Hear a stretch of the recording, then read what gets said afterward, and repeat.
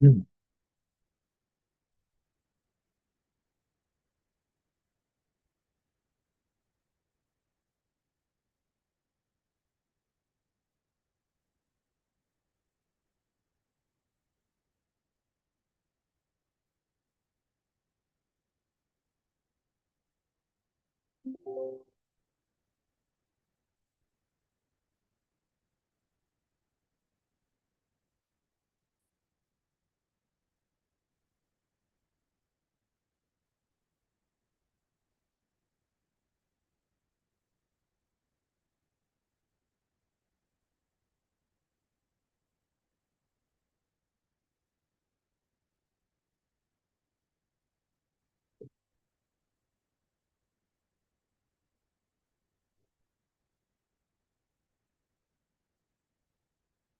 Okay.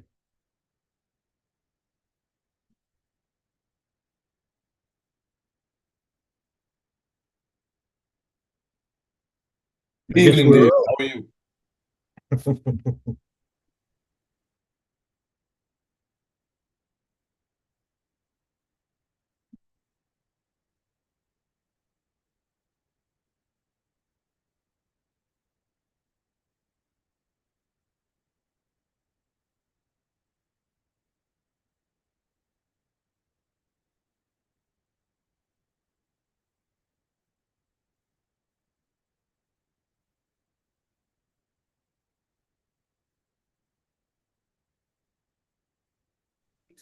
Are you? We're good. Yes. Good evening, everyone. I would like to call the KSBC meeting of 4/22/26 to order. We'll take a roll call vote. Looks like we have a quorum, but we have some people online. Matt? here. Oh, good. Sean is not here. John? Yes, yeah. Chris? Here. Kirk is not here. Ed? Here. Greg? Here. And Nancy. Here. And Carla's here. Thanks, everyone. Quick review of the agenda.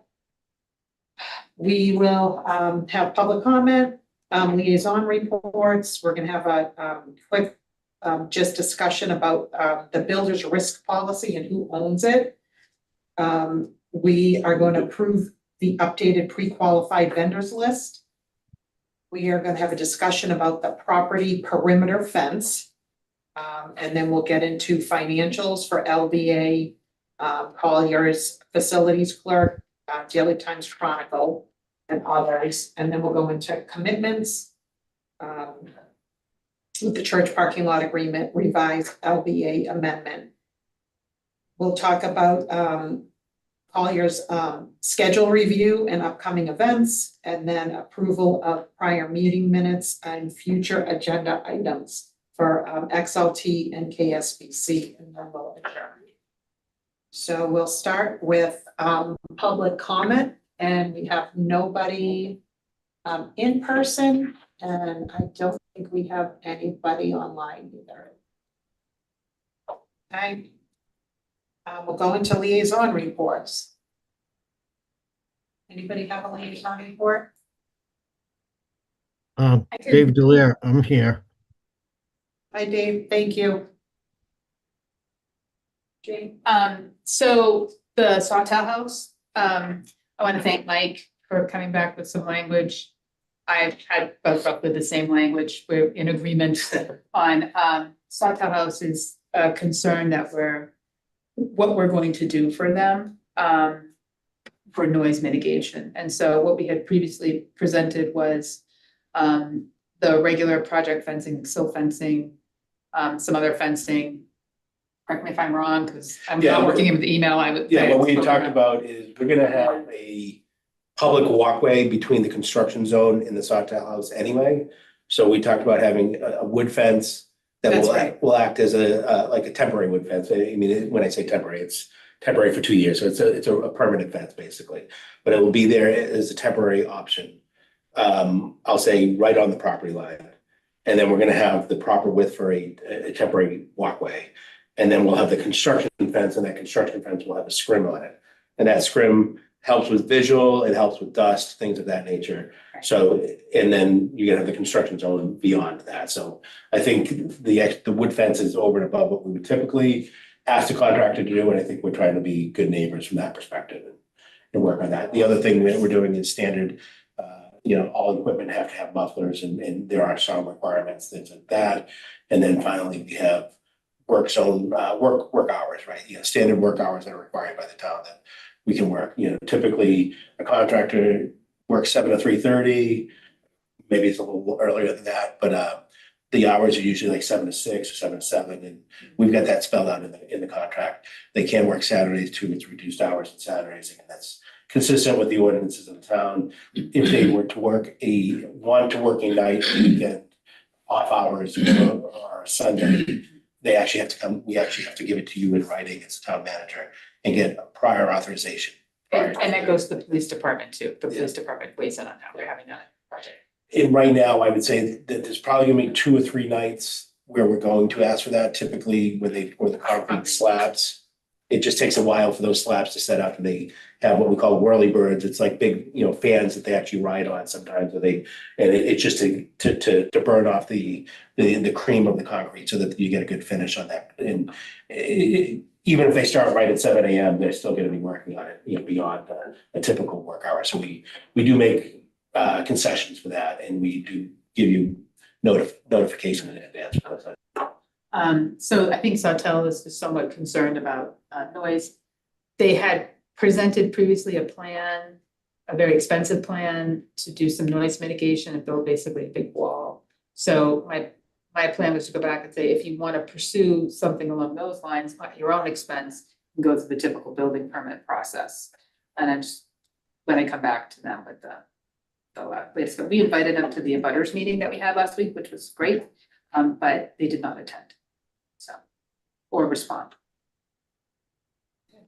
Maybe, well, you mentioned the abutters meeting, that might be a little report. So Yeah. we did have a meeting last Thursday. We invited not only the immediate abutters, but I think kind of the abutters of the abutters. It was about 20 or 25 people that we invited. I think we got maybe half that many people showing up, and a couple of them might have been from the same house, but I think overall it was a very good meeting. We were able to have some one-on-one conversations with some of the direct abutters just to give them some updated information on that, and just explain where we're at. I think overall, it was received well. Again, there was no strong pushback. There was some concerns, which if I lived right next to something that was going to be under construction, I'd have some concerns as well. So I think not unreasonable concerns. I think we did notify them that we'd stay in touch. Carla just sent me the sign-in sheet, and we did ask everybody to put their email addresses on there. So before the end of the week this week, I will send an email out to them. I'll probably CC you, Jane, and Joshua and Carla. It's just gonna be, thank you for coming last week. Here's my contact information. If you have any concerns specific to the construction project, please feel free to reach out to us as the owner's project manager. We'll be your first line of contact. And once we get people out there, once Dave's on site, for example, we'll make sure that they've got his contact information in our site rep and Justin. Well, and I would like to compliment the project team for everybody who was there, because you did a nice job talking to the abutters and talking about options.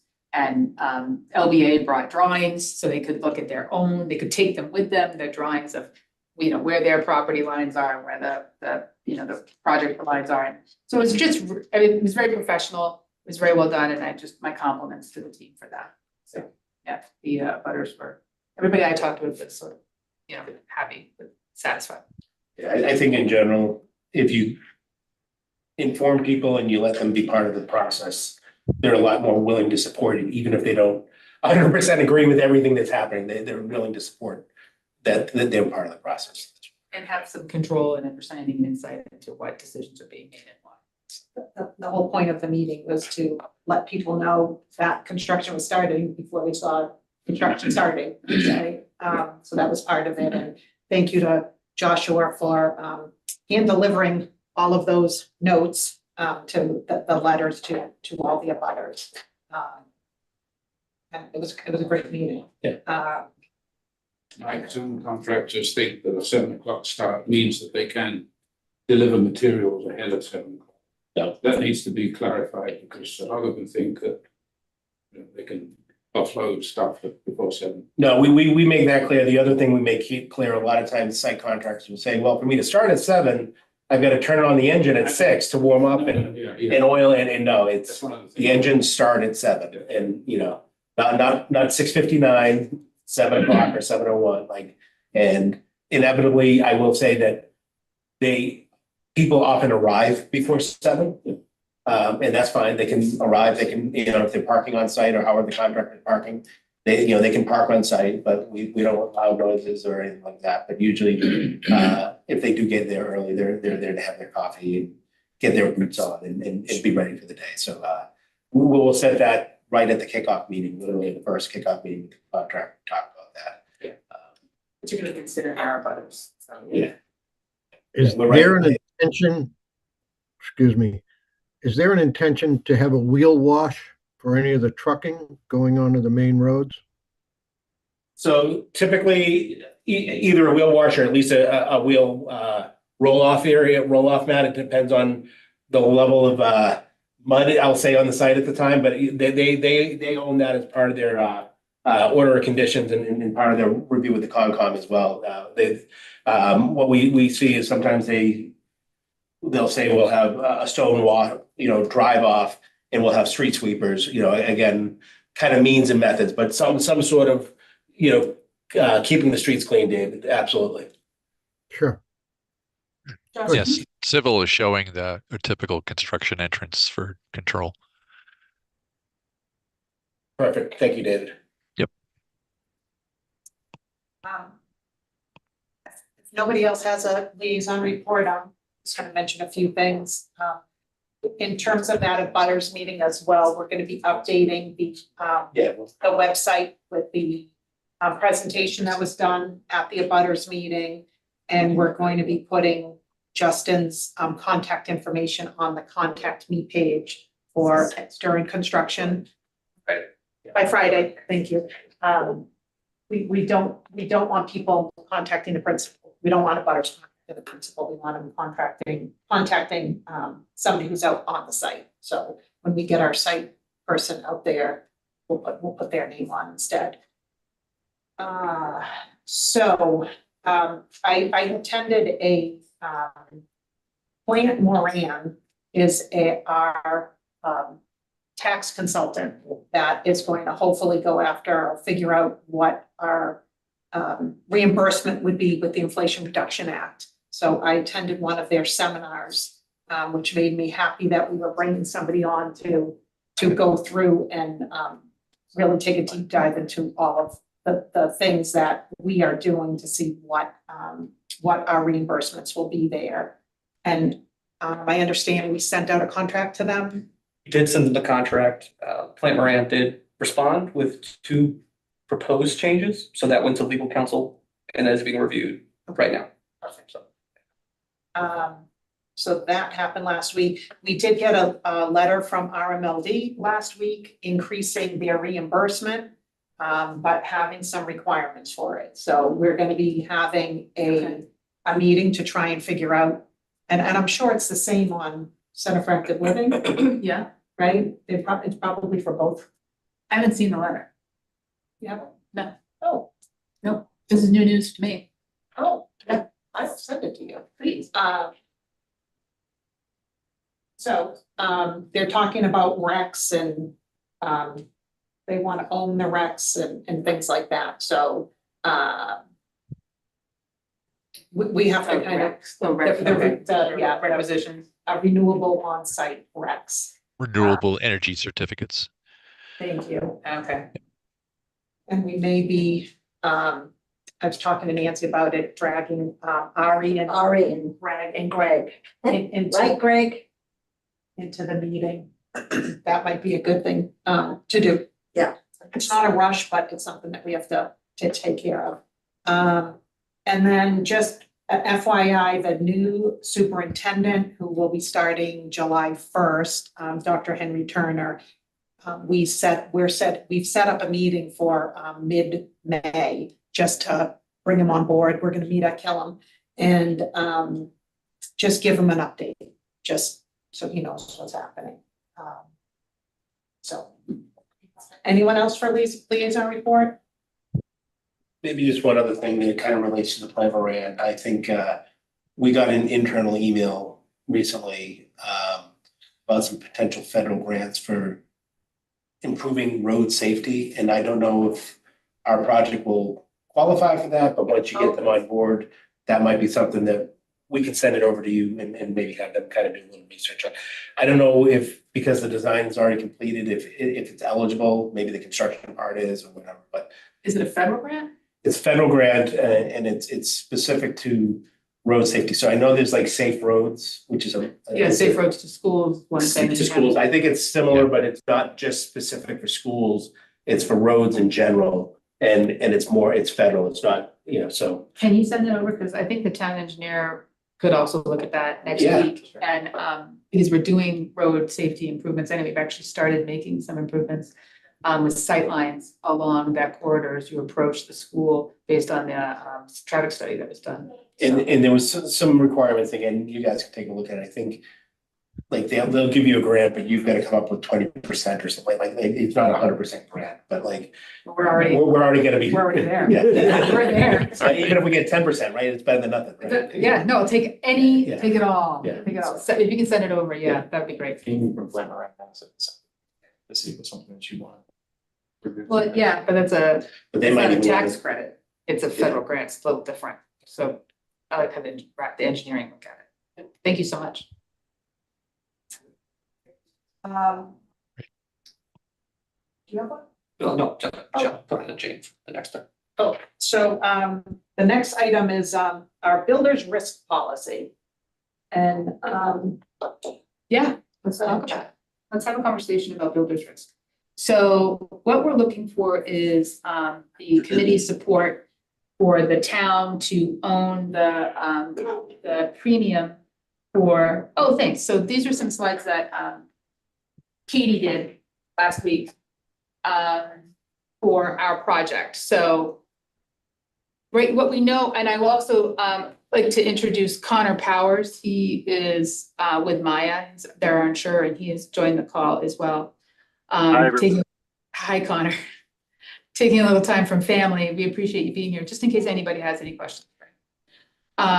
So we have received the quote back, and it's this says 135 to 150. It's now 140 to 145. Correct, Connor?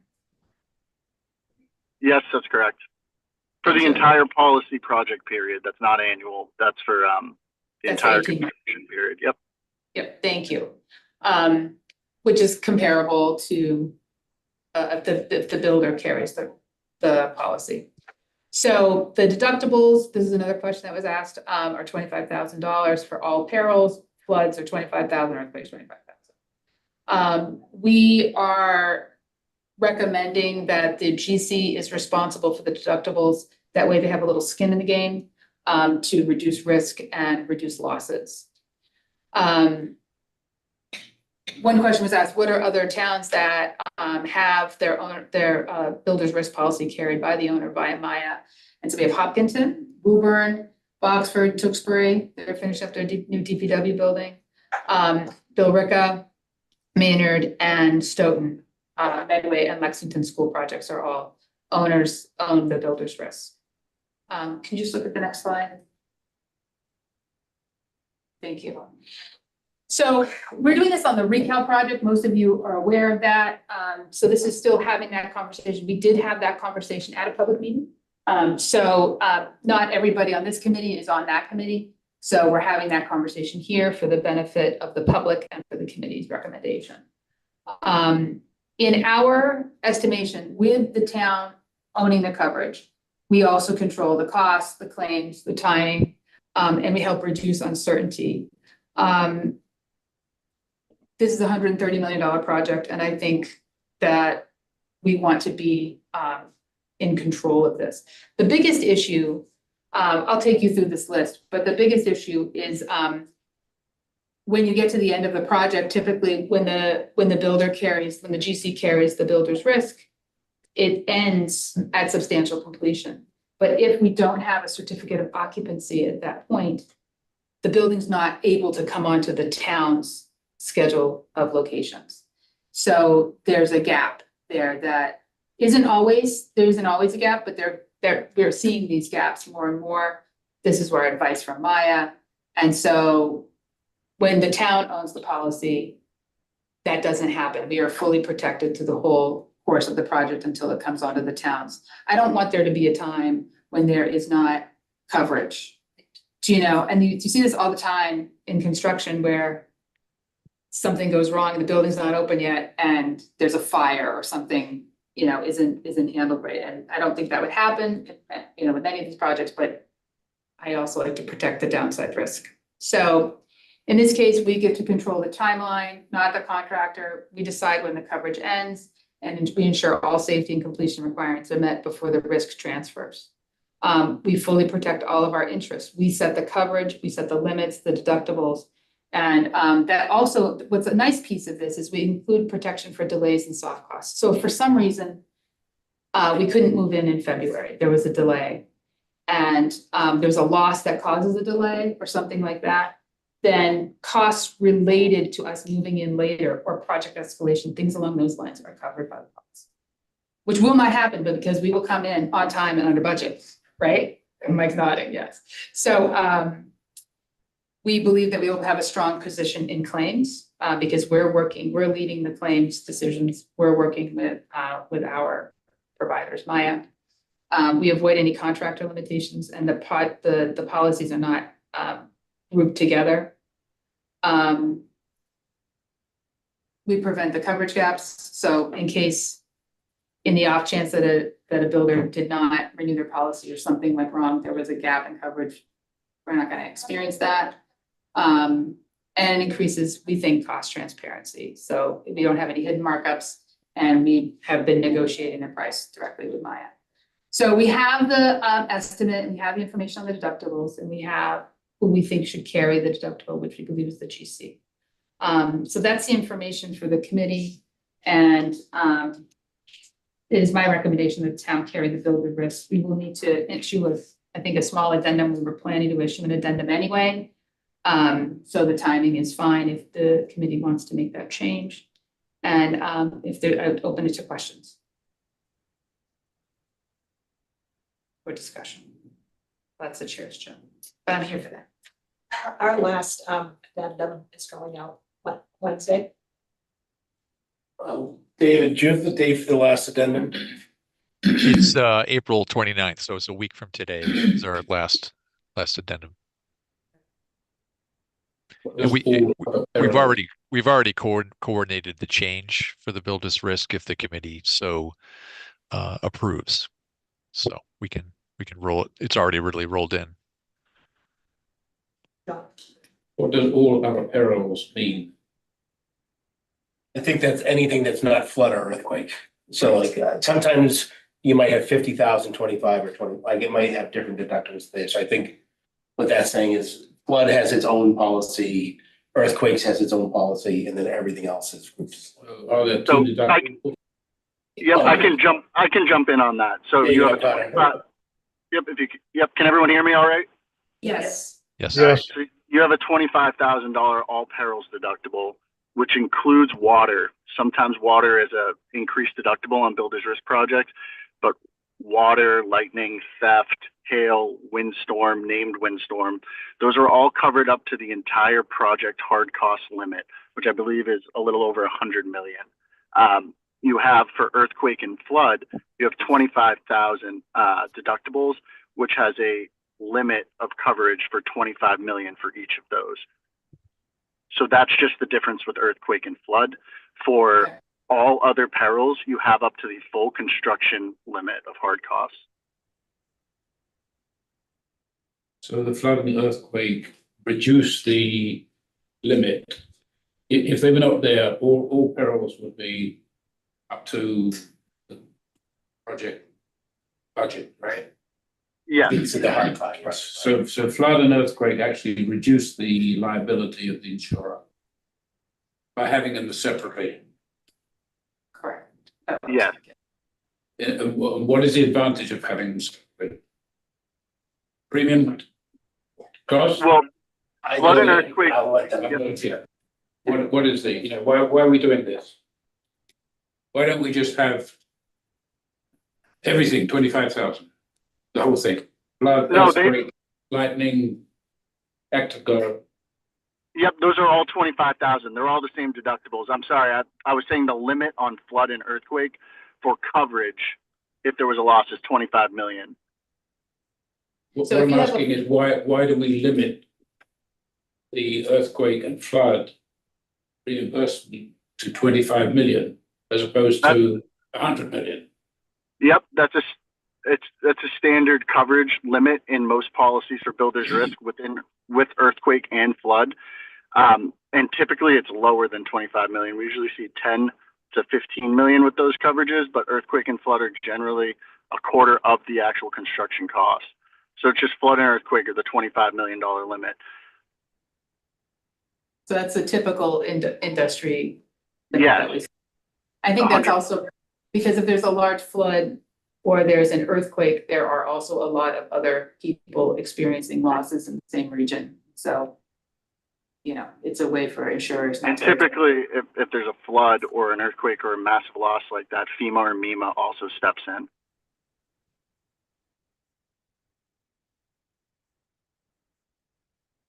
Anyone else?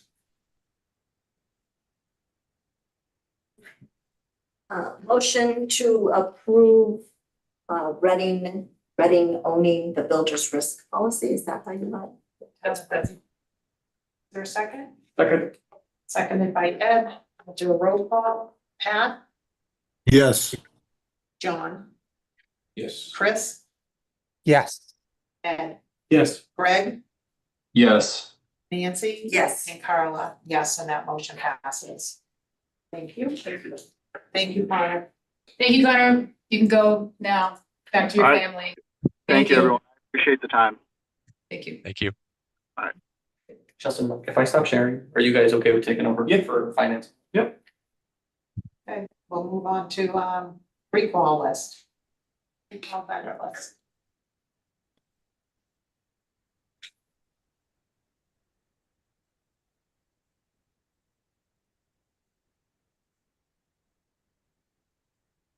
All right, so we received a bid protest after we originally submitted our approved contractor and subcontractor list of qualified personnel companies. And with that protest, they informed us that they felt that they were unfairly disqualified.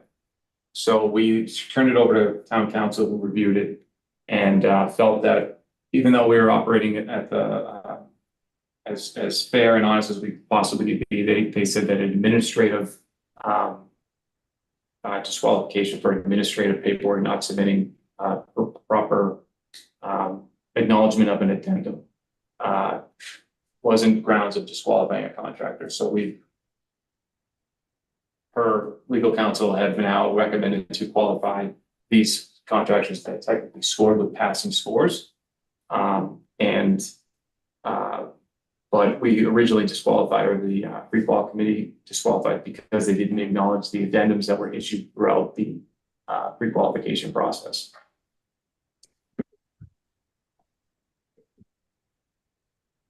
So I'd like to add that some of these contractors score pretty high, so I would say it's a benefit to adding these additional companies.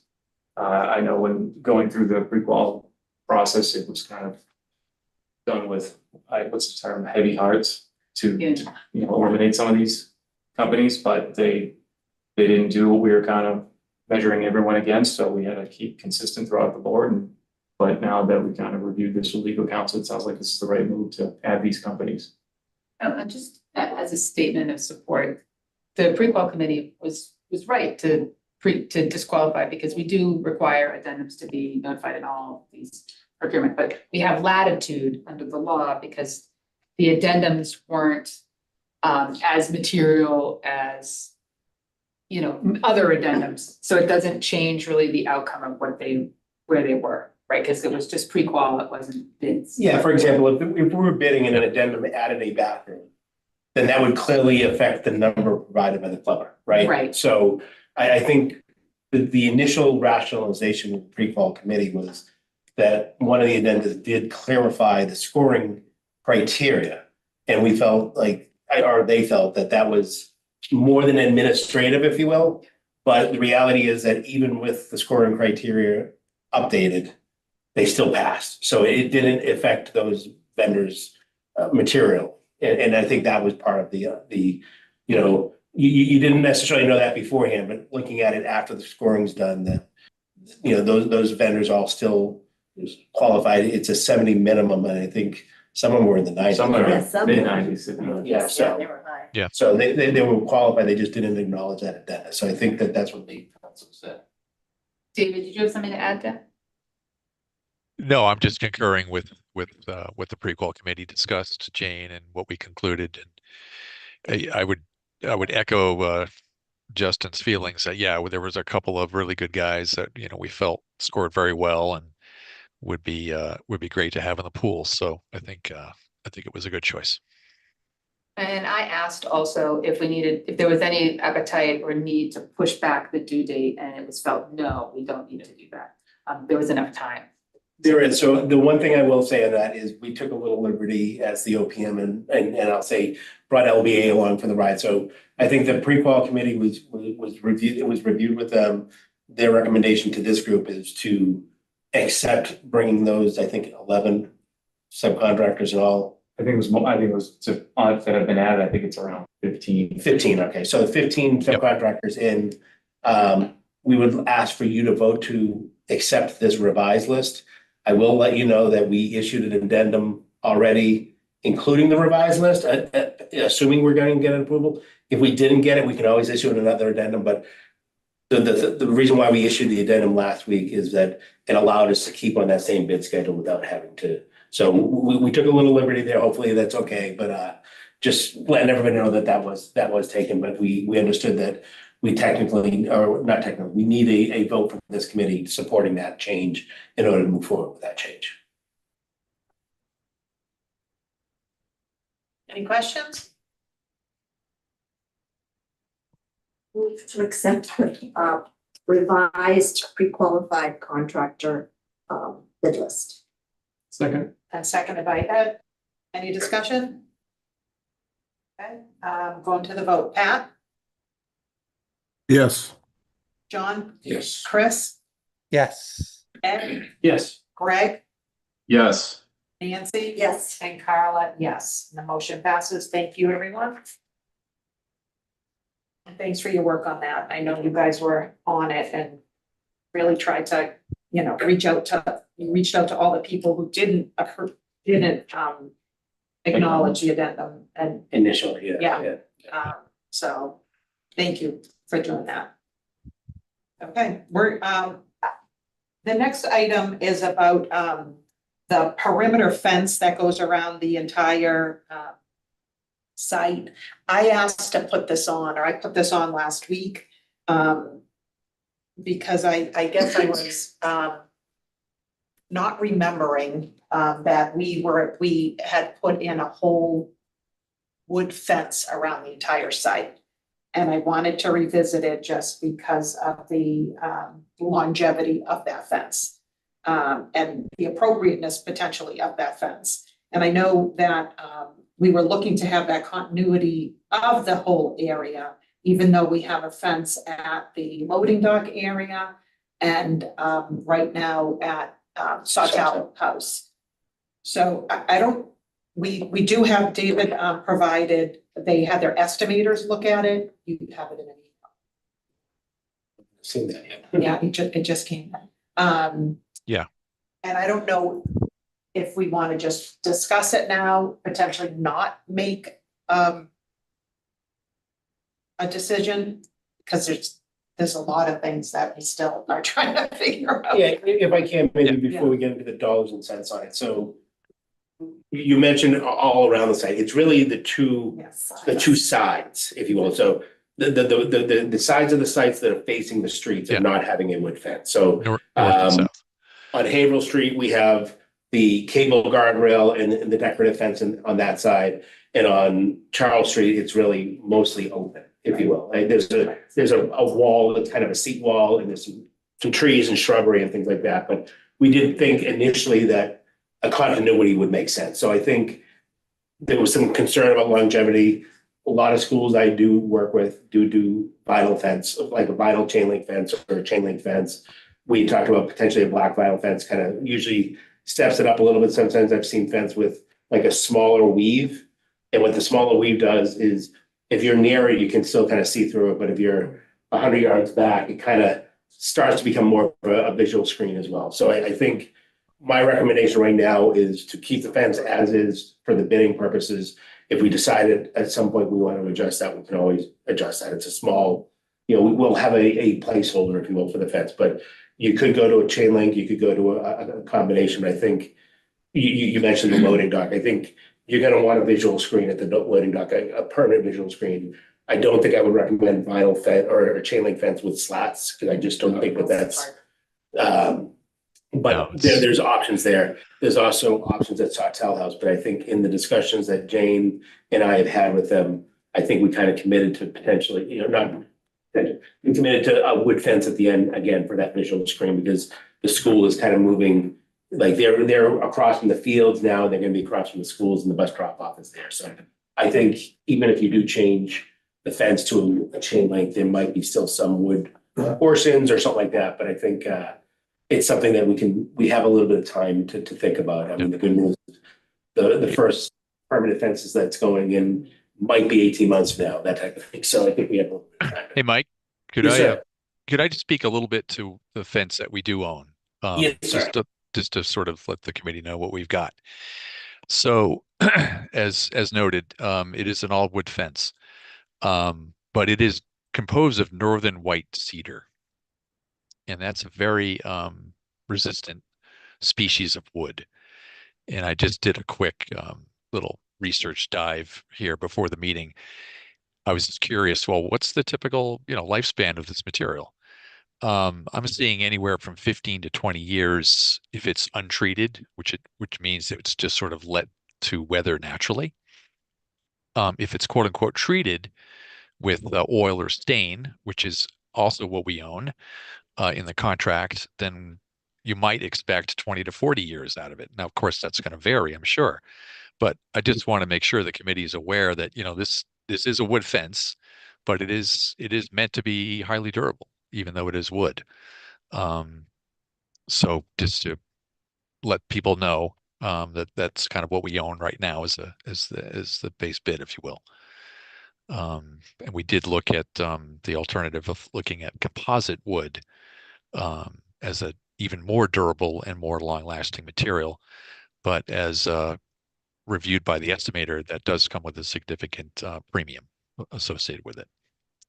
I also should mention that the posts for the wood fence are set into concrete footings, and they're within stainless steel sleeves, again, all geared towards preventing any rot to those posts.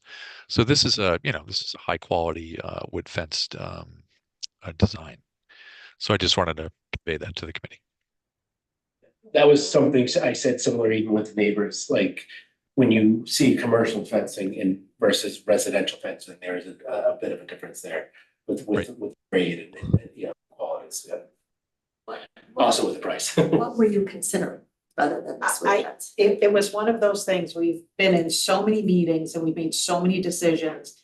And when I heard wood fence, it kind of hit me like, did I miss a meeting? Because I don't remember it being wood fence. And I have a wood fence in my mind, and I wanted to get it on this agenda in case we had to make a change to it. So. I just want to add that back up to Josh Wheaton with the chain link fence, which is in horrible condition, looks terrible. The kids pull it up to get underneath it to get into our yard. So it has just been a nightmare. And I have stuff all over to try and block it, but it doesn't work because it's all over the mess. So I would vote for wood over anything. And I guess part of it too was I thank you, David, for that explanation, because that makes me feel better. Of course. And and if it's treated, it gives it more life. I didn't want you know, if I'm thinking in 15 years, we're replacing the fence and people say, what were you guys thinking? It's mostly the posts that go first, so. Exactly. Yes. And if Because I they're- have a fence that's. Could you have like more durable posts and cedar fence? They've got them in concrete with wood, with metal holders. Yeah, it's got stainless steel sleeves in a concrete footing. Okay. When you put stuff in concrete, it makes it No, work. it's Well, he's saying a concrete. stainless steel sleeve in the concrete so that the wood isn't touching the concrete. So The wood is not- insulated. The wood is not insulated from touching the concrete. ground. That's what you're saying? Yeah. Okay, that's good. Correct. No ground contact. And I just pulled this up. This was actually from what we shared with the neighbors last week. So this is a potential option. I'll say that. I think that's what we were intending initially. I think that's what we have in documents right now. That's a cedar, yeah. All right, thanks for leaving my fears. Sure. So I don't think we have to do any kind of voting on this. Okay.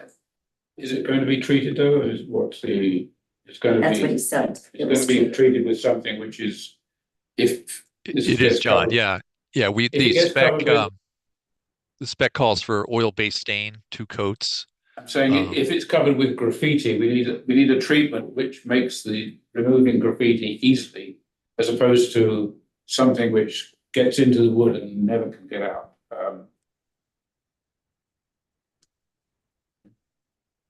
That's not my expertise, but I think what David said, there's two coats of oil-based stain. I think the oil-based stain Correct. would seal wood as good as you can seal wood. I mean, Yeah. wood is a porous material. You're not gonna make it completely impenetrable. And the maintenance of it makes me feel better too. But if it's, you know, if it's stained, then, you know. I think the other thing is Right. wood does help with visual with the neighbors, and I know there was a discussion that at least one of the neighbors may have dogs, and you have little kids that like to stick their fingers out a fence, and the dog comes over, and so I think the wood does it does give you some other benefits that the chain link that, might not. So, Yes. but David, we can also look at that composite too, if we feel that the composite, like, to your point, John, if the composite is more easily treatable from a graffiti standpoint. Graffiti perspective. Yeah. So. yeah. Thank you. Thank you, David. Of course. Financial review. All right, so we still have a construction budget of $101,521,394. That will be updated once we receive our trade bidders and GC bids and approve that. And it's gonna go down, right? It's gonna go down. And we have a couple of numbers highlighted off to the left that we'll explain momentarily, but right now we have for administrative costs completed of expended to date of $2,450,061 with a remaining balance of $6,117,979. Sorry, we have. I promise twice. So we have for our FF&E budget, we have a total with technology and FF&E of $3,175,000. And then we have our total project budget of $130,011,783. We'll come back to this, Mike. I could come back to that because it would make more sense when we have the reference to refer to. So we'll move on to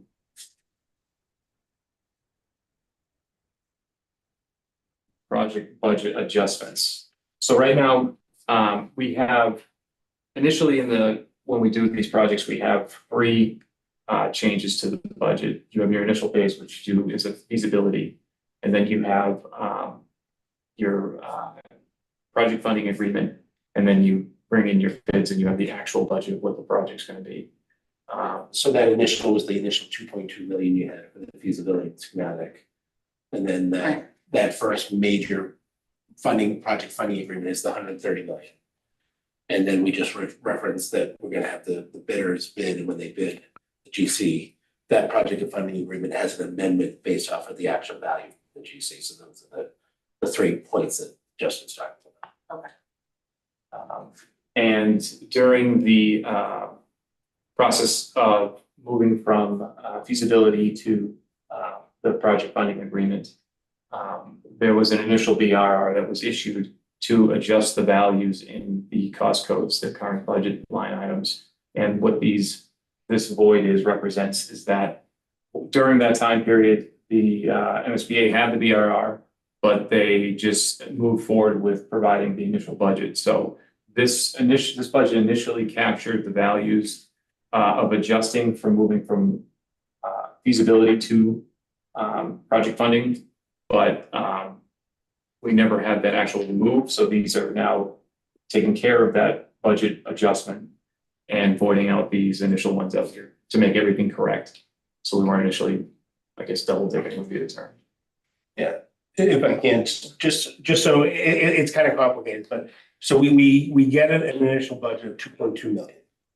And when we do that, you agreed to 2.2 million, but you also agreed to 4 different cost codes and a certain value in each of those cost codes. Now, as the project progressed and you signed a contract with us and then a contract with LBA, and then we got change orders for LBAs, we had to move some of those funds. So whenever we do that, the MSBA wants us to tell them officially. And that's when you'll hear us probably over the next few years talk about BRR a lot, budget revision request. So that's, you make your budget changes, you vote on it and we make your changes. Your budget is changed legally, everything. But we need to inform the MSBA, and the way we do that is by a budget revision request. So we had issued a budget revision early on in the feasibility and they approved that one. And then we issued a second one right before the end of feasibility, figuring we wanted to get everything squared away before we get the project funding agreement. They decided, well, we're just going to give you a project funding agreement anyway, so we don't need to make that revision. But when we had presented here and we had moved forward, we had made it with those assumptions. So it's hard to see here, but between those 2 black lines, those are actually white. Everything else has been grayed out. So those were things that were in there previously. And what we had to do is we met with the MSBA because we're actually now doing budget revision requests for the major project. And what we're trying to do is we're trying to catch all the changes we've done over the last year before we get the amendment, because the amendment's going to make another change. So we were trying to do that. And when they came back to us, they said, oh, that second BRR that you gave us for feasibility, we never really processed that. So you can kind of see in the middle here, we have BRR number 1 and we have IPFA, that was initial project funding agreement. So we had to go through and just make some corrections because they didn't do that second BRR in feasibility. And now those 6 items above the black line, that was the old number 2. That's now going to be into this new one. So it's a little bit of So it's gonna go into BRR 3? So we, again, it's never the first BRR was feasibility BRR 1. Okay. This is now, the one we're submitting now is now BRR 1 without feasibility. Okay. And so it's just, and then it's gonna be 2, 3, 4 from now. So it's just simple and easy to follow, Yeah. that's what you're saying. but in the end, if you look at what you had last month and you look at what you have this month, the current budget hasn't changed. But what we had to do is the initial budget value. So Justin, if you go back to that first sheet, last month, the 280 was 335.5. Okay. And then the 55 was 0, and then you had 335.5. Right. And similarly, the 55,000 that was in the 280 was taken away from the 570. But the 24,000 was a little different too. And the 594 stayed the same. So like the current budget didn't change, but the initials did basically. So we had to kind of back that out. So I happy to go through in detail what we did, but the bottom line is we highlighted that area. That's what we adjusted. And it's to adjust because they changed the starting point, if you will. And we ended up in the same ending point, if that makes sense. Madam Chair, if I might, does that change anything for Sharon and what she's doing with reimbursements and how she's talking to MSBA? It doesn't, but She's I think on the call, I know. it doesn't, but I think so just so you know, what kind of precipitated this whole thing is Harani and Justin were actually issuing BRR 1 in draft form to the MSBA to receive their comments. So that these are based off of comments we got from the MSBA. Okay. And we have then updated that and redrafted it and sent it back to them. Hopefully the comment this time is, looks good. We're gonna bring it to you guys next month. We'll actually have you officially sign off on it. I think what's gonna happen with that is these BRRs, I'm gonna say, we might do them once a quarter. It might be once every six, it really depends on how many changes we have throughout the project. When a BRR is issued and approved, Sharon is probably gonna have to go into propane and we can help her with that and make those adjustments. So that's what's gonna happen, Sharon, is you're gonna, once this is submitted and approved, all these adjustments, you're gonna have to go in and make those, because what happens is you write a change order to LBA, you might pay that change order, some value of that change order, or to us, or whoever. Until the MSBA gets the BRR and approval, they're not gonna pay their part of it until the books are backed up, basically. So that's what it ties up to that. So you're always a little bit behind on that. And then, not to make this any more confusing, but the MSBA allows us to do BRRs as often as we need to. But they only allow us to do it on the soft cost side. So as we bring the contractor on, there's gonna be contractor changes, and we have those. They used to have us do those once a quarter as well, but now they say, we're gonna wait to the very end of the job, and we're gonna do one BRR, hard cost BRR, that does all the hard costs at the very end. So we still submit them the change orders every month, and every quarter they still review them, but they don't officially put it into their accounting system until basically the construction. Oh.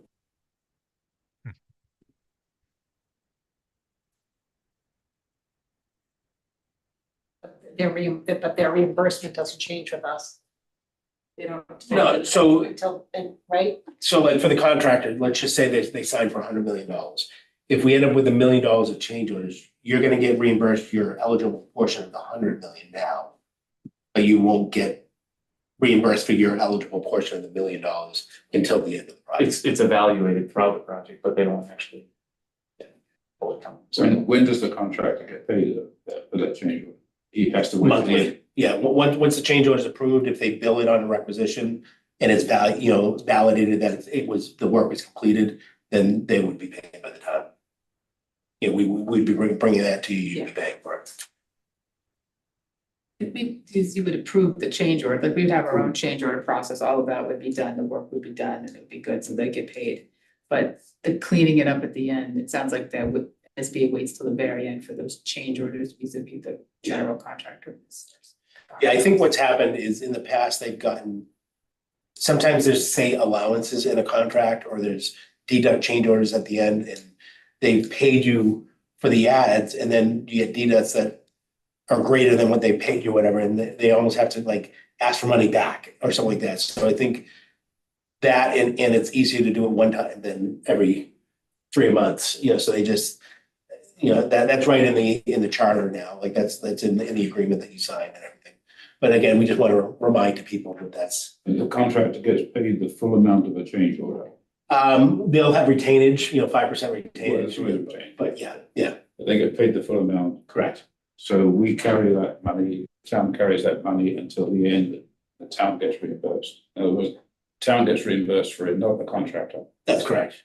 Yeah, the contract between the contractor is with the town, it's not with the MSBA. The MSBA is a funding partner, and they're a partner with the town, but there's no direct contract between the contractor and the MSBA, so there's no sort of reimbursement that way.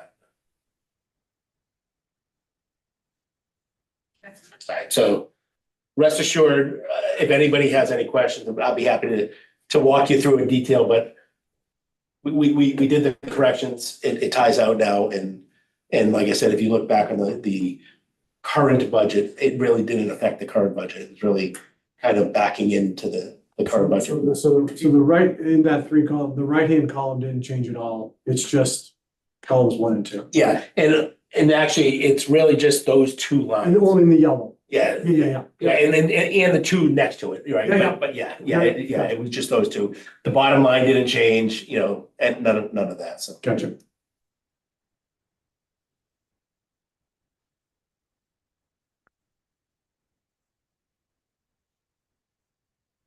I think that's about the 4th time I've done it. That was the least painful, just. Practice makes Practice, perfect. practice. All right, we have two new committed costs. One is the Daily Times Chronicle advertisement for the project bidding. And the other is for an amendment with LBA. A couple things involved in the amendment.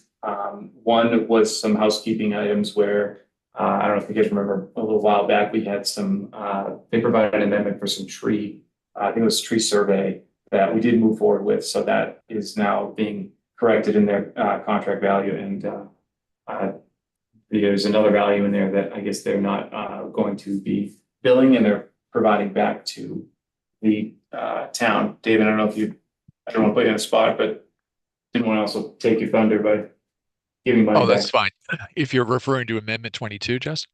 That's correct. Yeah, that was a simple math error. When we added up the services from Geotech, the way they had laid out their line items was confusing. So we had basically double counted one of the scope items for Geotech and increased the overall ask by that amount shown coming back. So this is correcting for that error. The other thing, if you remember, I think the tree warden that was Amendment 20. And we also got 21 kind of simultaneously. So the total at the bottom of 21, we approved 21, but we didn't approve 20. But the total at the bottom of 21 included 20. So this is not only giving you the credit back for it looks like from Amendment 16 for that double dip, but it's also correcting the total at the bottom to basically remove that Amendment 20. And if you look at our log, we still list Amendment 20 in there. We just listed it as voided. $0 and voided, yeah. Any questions on commitments? Do a vote. Sure. Yeah, I think do. Oh, I'm ready. You better. So we want Daily Times Chronicle and LBA, correct? Correct. All right, so Daily Times Chronicle, I do have here. To accept the invoice number 260329, So correct? this is the commitment. Oh, commitment, sorry. First. We'll do the invoices. That's right, move to accept the $313.14 for the Daily Times Chronicle. Seconded by Ed. Any discussion? Okay, going to the vote. Pat, Yes. John, Yes. Chris, Yes. Ed, Yes. Greg, Yes. Nancy. Yes. And Carla, yes, that passes. Thank you. Move to accept the credit of $9,174 from Lovelly Renzinger Architects. Second. Seconded by Ed. Any discussion? I just say that's Amendment 22. Amendment 22, sorry, thank you. Pat, Yes. John, Yes. Chris, Yes. Ed, Yes. Greg, Yes. Nancy. Yes. And Carla, yes, and that passes. Thank you. All right, so that brings the total commitment amount up to $17,652,838.62. For invoicing, we have the Daily Times Chronicle invoice for the advertisement to bid. We have our invoicing from our Reading clerk, David. We have LBA's invoice and also Collier's. Okay, so I'll take those in order. So move to accept the invoice from Reading Town Chronicle number 260329 in the amount of $313.14. Second. Seconded by Ed. No discussion. Pat, Yes. John, Yes. Chris, Yes. Ed, Yes. Greg, Yes. Nancy. Yes. Carla, yes, that passes. Thank you. Move to accept the 3 invoices, DDCO W01, 02, and 03. The total amount of $6,200 from David Delaire, Clerk of the Works. Second. Seconded by Ed. Any discussion? Going to the vote. Pat? Pat, for that. John, Yes. Chris, Yes. Ed, Yes. Greg, Yes. Nancy. Yes. Pat, Yes. and Carla, yes, That motion passes. Thank you. Thank you. Move to accept the invoice number 23495 from LBA in the amount of $510,055.98. Second. Seconded by Ed. Any discussion? Seeing none, I'll go into the vote. Pat, Yes. John, Yes. Chris, Yes. Ed, Yes. Greg, Yes. Nancy? Yes. And Carla, yes, and that passes. Thank you. Move to accept the invoice number 00011624442 from Colliers in the amount of $67,504. Second. Seconded by Ed. Any discussion? Going to the vote. Pat, Yes. John, Yes. Chris, Yes. Ed, Yes. Greg, Yes. Nancy? Yes. And Carla, yes, and that passes. Thank you. That brings our total to $8,565,538.49 for a total invoice to date.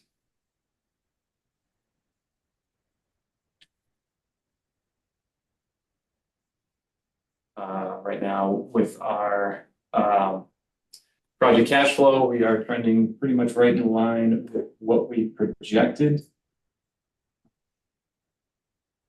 The graph will show you over just underneath. Actually, I think we're in a good position.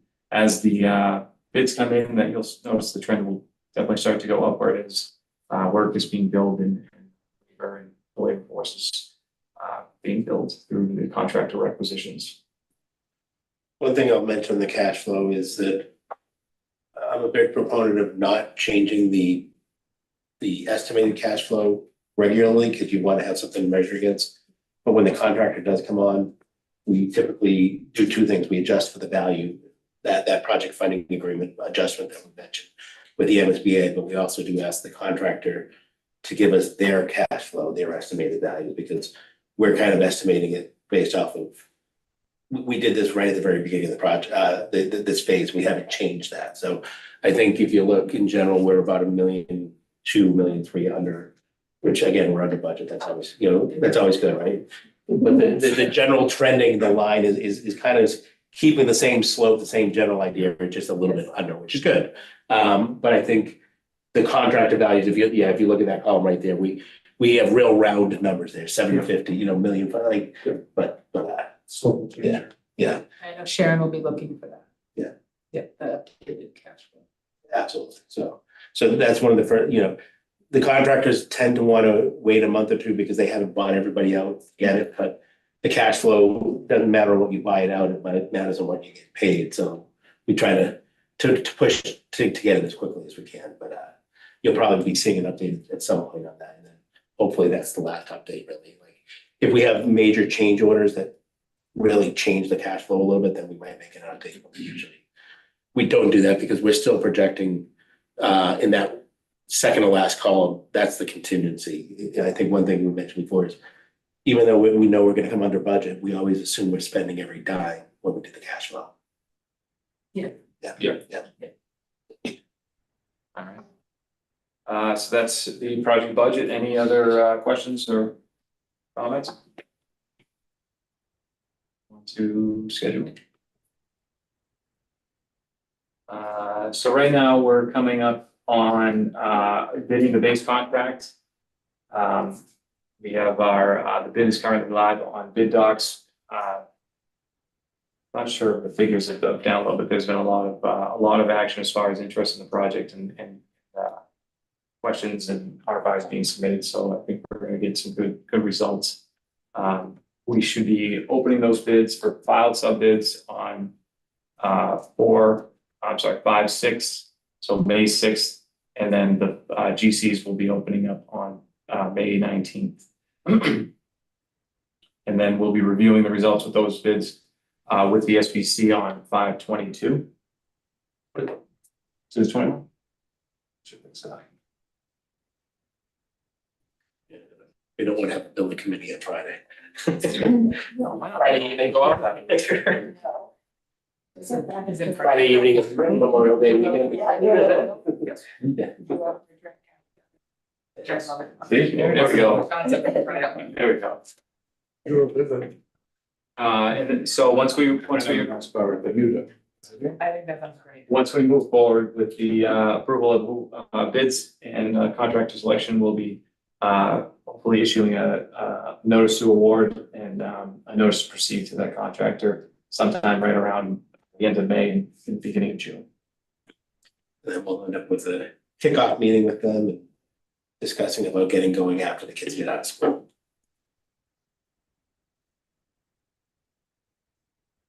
Any questions about schedule or upcoming dates? I think the only other thing I'll mention is we talked a little bit about it, but we have gotten good downloads already, like Justin mentioned, but we have also gotten, I'll say reasonable RFI requests. So, like the good, the RFIs come in, that means people are looking at the documents, they have questions and they're asking it. And so David and his team are working through those RFIs. I think, for example, there was one about the builder's risk the other day that we sent over the town and you guys gave us those responses. There's others that we talk a little bit about temporary conditions and site logistics, and we had a meeting on that just the other day. So we're going to do a little bit of an update on the site logistics plan just to try to make it a little bit clearer. I mentioned to you, Carla, that it doesn't matter what we put on the site logistics. It could be the best logistics I ever thought it was, and the contractors want to do something a little different. Like everybody always has their own idea. So we do have some flexibility there, but we always have to tell the contractor, like, we can't make it worse for the client, right? Like that's really the goal there is to. Gotta get the kids into school. Exactly. Access to the school. So David, you're working through that with your subconsultants, you get an. We are, yes. Yep. And you said, well, we got about another week here before the deadline for RFIs and. Actually, the deadline for RFIs is actually tomorrow. Okay. Tomorrow at 3:00. So deadline is that'll- tomorrow, but then answering them is a week from now. So it gives us time to get Correct. to it.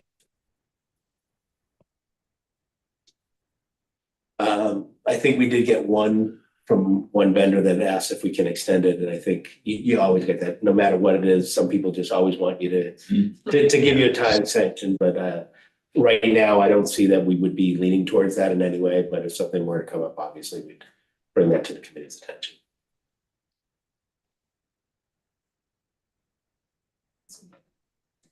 Okay. Mr. Hughes in here? I'm so No, sorry. not- Okay, no worries, no worries. Did you check that room? I'm gonna check the other one. Yeah. Yeah. Yeah, it's just kind of plain, it's carved. Okay, moving on to the next item, approval of prior meeting minutes. We'll start with the March 16th meeting. I was not there. I'm not gonna vote on it, but it looks like we still have a quorum, so we should be good. Yeah, I'll make a motion. This is the March 16th, right? Move to accept the March 15th, 2026 meeting minutes for the Killam School Building Committee as presented. Second, Second. seconded by Ed. Do a roll call. Pat, Yes. John, Yes. Chris, Yes. Ed, Yes. Greg, Yes. Nancy. Yes. And passes, thank you. And then the next one, What happened to Jeff property?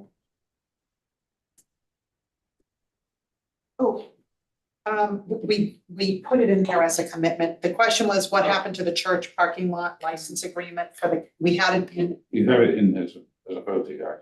yeah, we don't have a license agreement with the church yet. They're still kind of in limbo.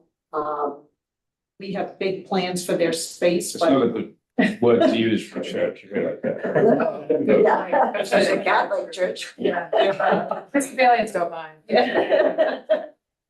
We have a lot of uses for their property, but they're not ready for us Okay, yet, so alright. we're yeah, thank you for bringing that up. Maybe just a little update on that, just so everybody knows. The initial hope was that we were going to be able to come to an agreement for parking for staff mostly. Yeah. We have since the last meeting met internally with the design team. it's actually reflected on the drawings now that we're gonna do some temporary parking on site, part of the area that's gonna be the future driveway. We're gonna clear that this summer so that we have a little bit of parking there.